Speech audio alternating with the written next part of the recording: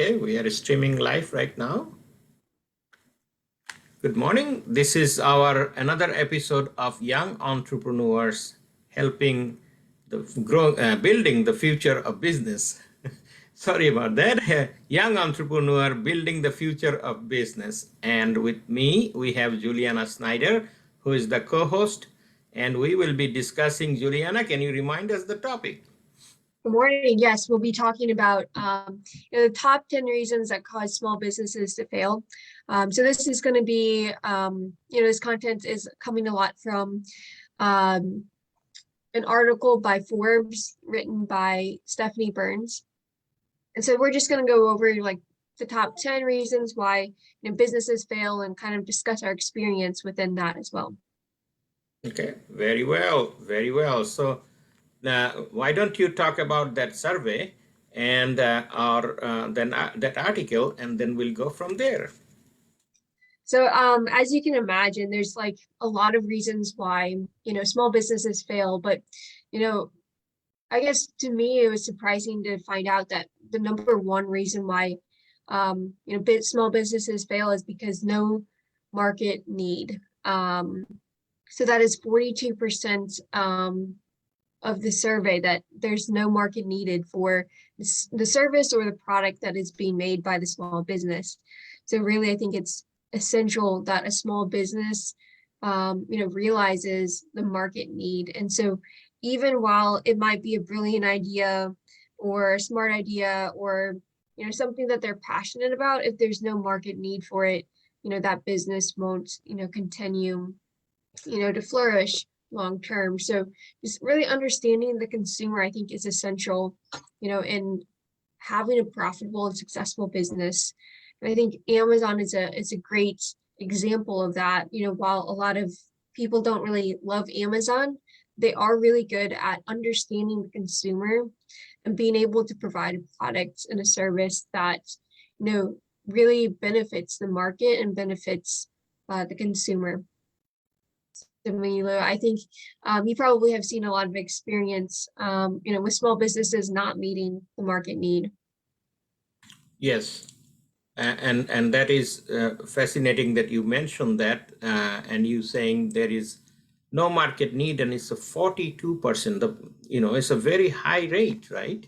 Mm-hmm. So it's if you have a business that you starting or you launching or you are running, and you have product and services, there is a very low need for that. So that tells me that there is no research for that product or service, right?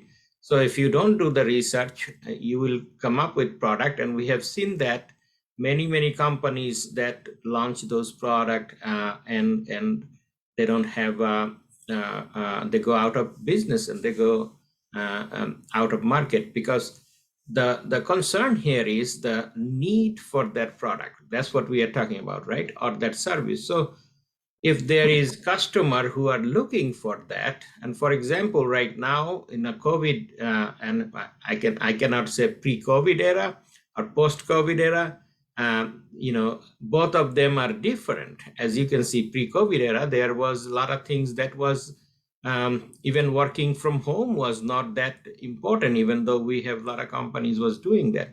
And now employees are more focused on families and more focused on quality time, and at the same time they're more focused on working from home. And companies are more aware of that. They're hiring people remote. They're hiring people for employment and contractors remotely, and it don't matter whether they can relocate to the location. That's just focusing on the employee aspect of it. But at the same time, if you look at the market of what we are doing today and the product that are coming out, for example, we see Apple, right? So Apple producing the product, they do a lot of market research, they do a lot of marketing.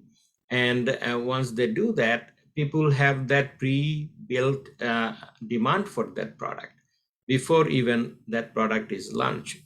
So one of the system that we are following in corporate world, and that changed from the old method of waterfall to this lean and Six Sigma that we are applying is to develop product based on customer. And you and I talked about customer-centric product or customer-centric services.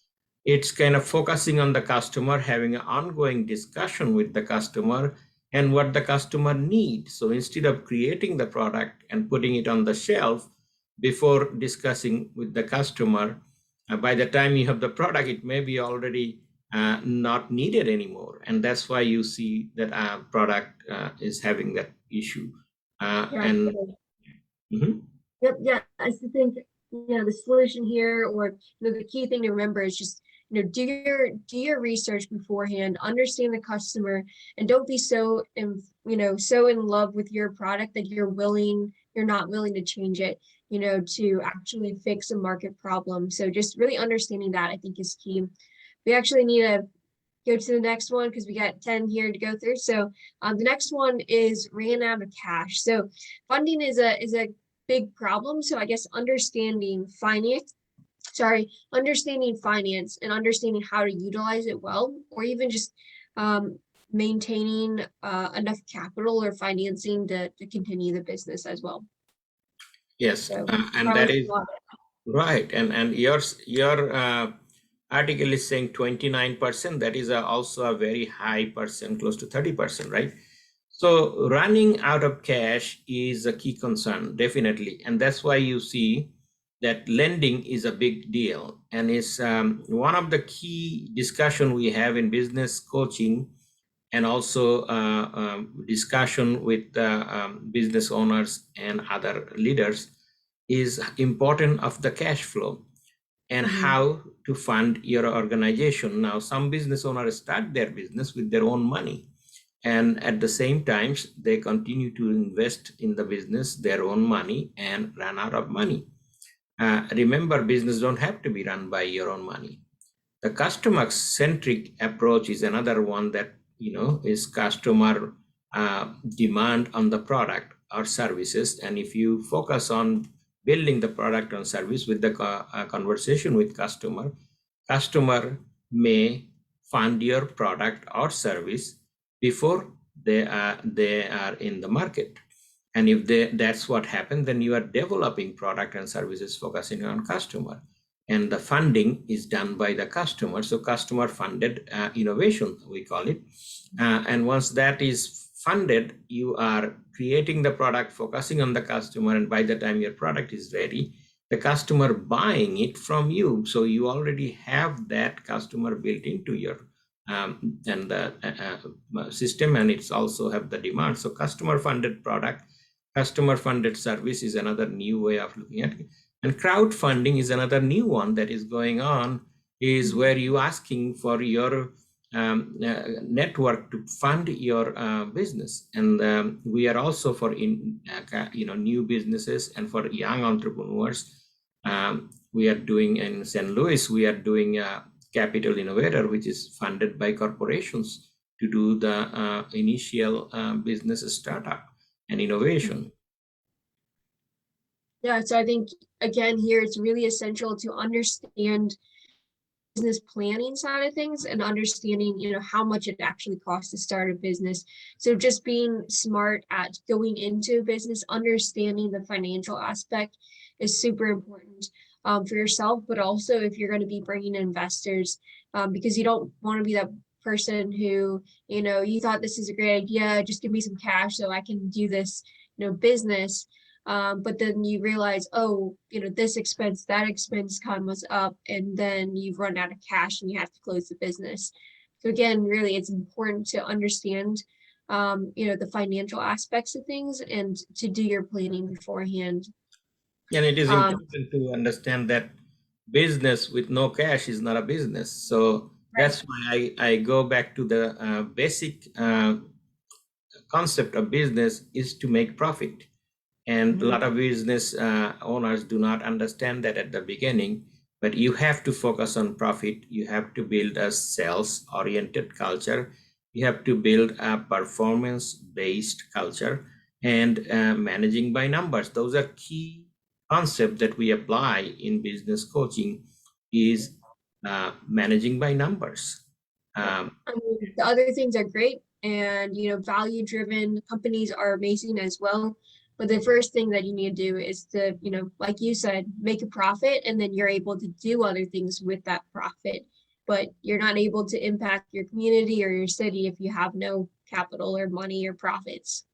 Exactly. You have to also, for the businesses that are in the stock market, they have to increase the shareholder value. And if the public companies are doing it, private companies should be focusing on that way as well, because once you have money, you can not only take care of your employees, your vendors and suppliers, you can also take care of your customers significantly. At the same time, you can do social good, and business has a big responsibility for social good. And that's what I always advocate, is business to become profitable and focus on the profit, and that will take care of rest of it. Yeah. And so I didn't know if we talked about the statistic before, but it's about 90% startups that fail. So like the majority of businesses that start are going to fail. And so it's really important to highlight and talk about these problems so that, going into a business as an entrepreneur, you're aware of this and you're able to mitigate those risks. So now we're going to go on to the third one, which is not the right team. So 23% of people said that, it just didn't work out with the team, and that, led to the 90% of businesses failing. Yeah, so you probably saw some of this as you're doing coaching, talking with people who have, maybe not the right team or right fit. Yes, and team is very important. And one of the key aspect of any business is employees. Employees are, and many businesses are doing employee ownership type business or profit sharing business, is giving them a stake in the game. And it is so important to understand that business is focused on the employees, and if your employees perform well, then everything come into place, including profitability. So focusing on team and efficiency of your team is important. And I coach many business owners, and many of their leaders are coached by me or my team members. And as we can see that what happens there is you have to constantly follow the performance-based culture. And in performance-based culture, we evaluate each other. We evaluate each other, including our managers, including the owners. And we have to look at the system that we follow. We identify A players, B players, C players, and then we also identify D and F players. So if you are a player, we leave you alone. We let you do whatever you can do to grow your company and help the business grow. If you are B, we will work with you and we'll still leave you alone and let you be innovative and all those good things and support you with everything you need to make you a player. Now, if we have C and D player, that's where it's get a little bit tricky, because you have to work with them to develop them to become A and B player. And you have to know what works there, what need to be customized to focus on those employees. And everybody is different. That's why we also, in our coaching system, we do DISC assessment, which is a very good way of finding out different skills and different behavior patterns of employees have and customize the need for them to develop. So we can help C player to become B or A player. At the same time, D player, we can also continue to help, but at the focus will be, okay, now if this is a D player and they're not improving, are they contributing to the company? Are they making any significant move to move from a D to a C or a B player? And when you are a F player, you already know that this person is not going to contribute to your company and they are failing. So D and F people are the people you need to focus on how they're, if they're not improving, this is the time to let go and continue to focus on your people A, B, C, and keep on growing. And that performance-based culture, a constant discussion with the employee where they are based on the numbers, they will know that they need to improve or this is not the place to be.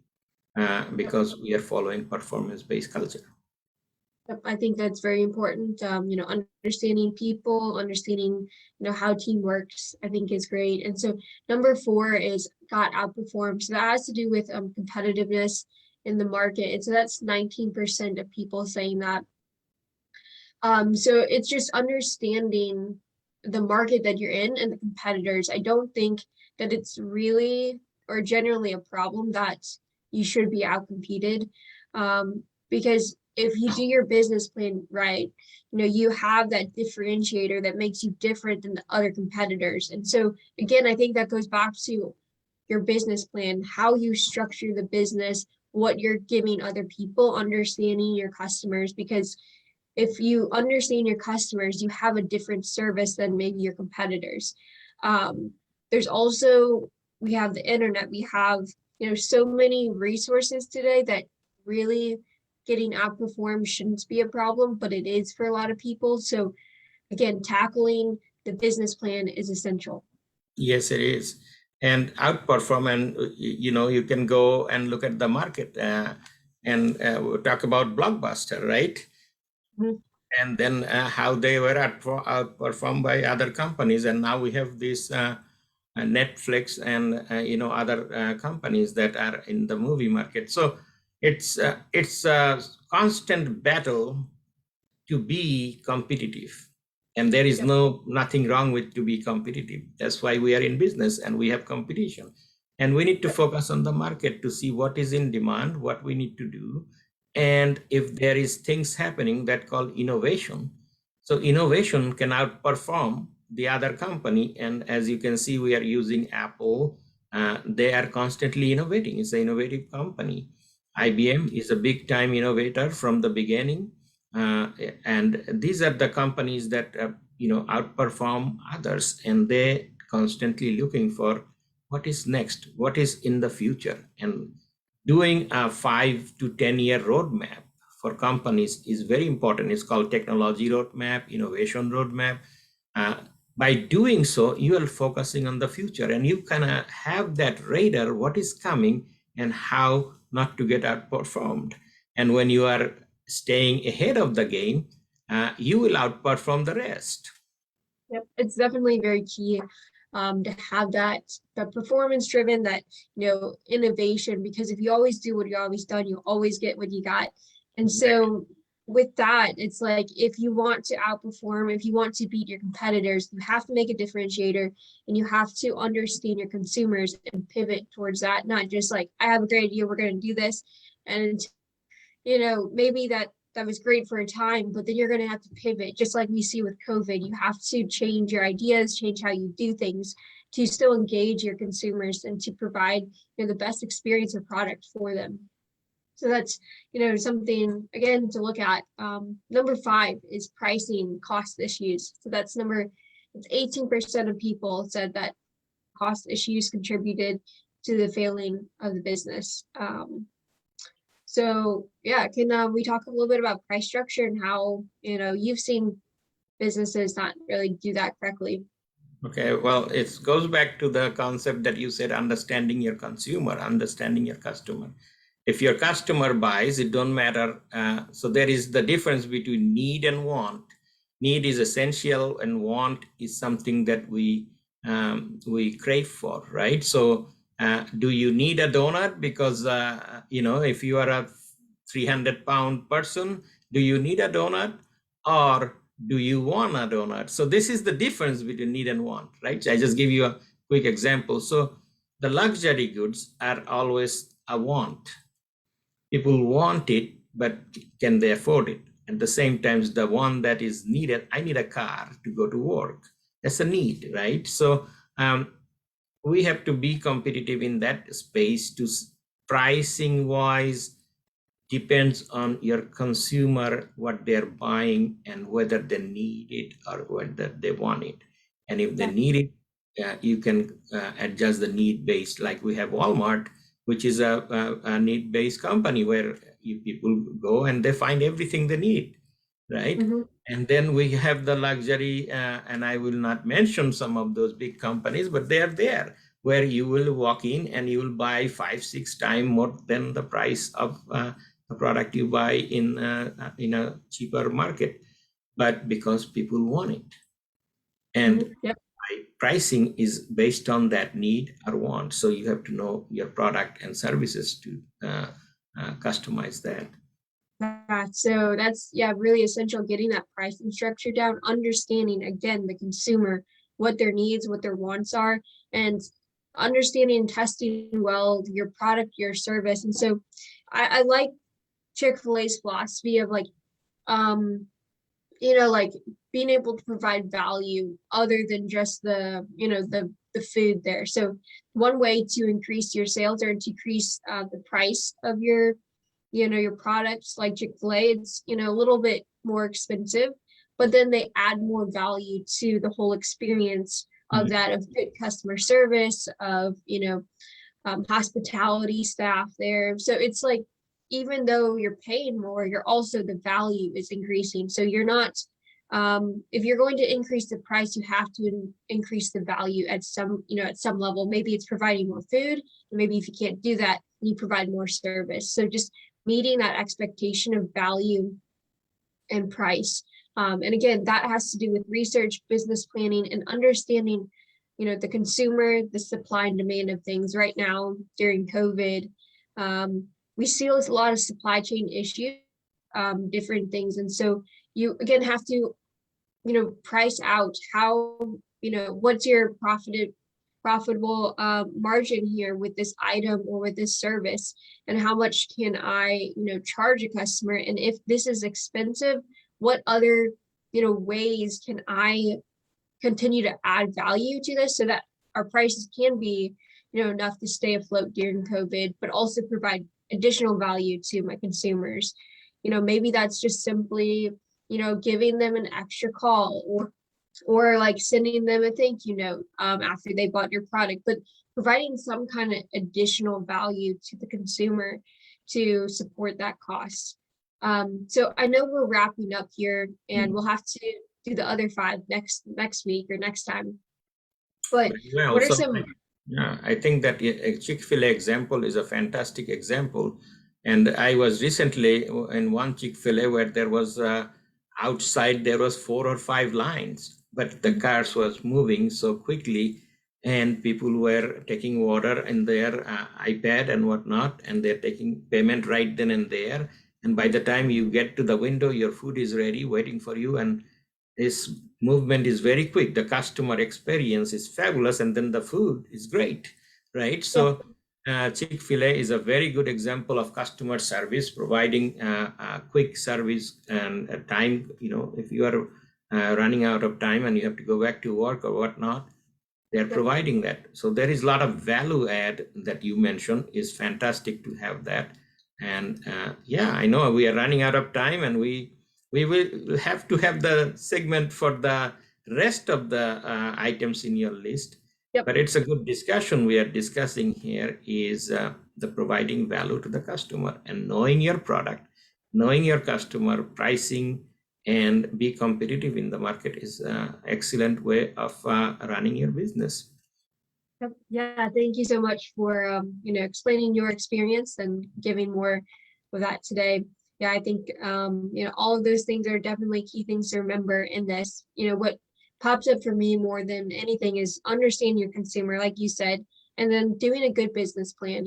Having those plans, having the statistics, being data driven, and not just, oh, let's just do this small business because I think it's a great idea and I love baking cookies or something. So yes, and yeah, this is important. A lot of people do not understand running a business is an investment that have to be done right.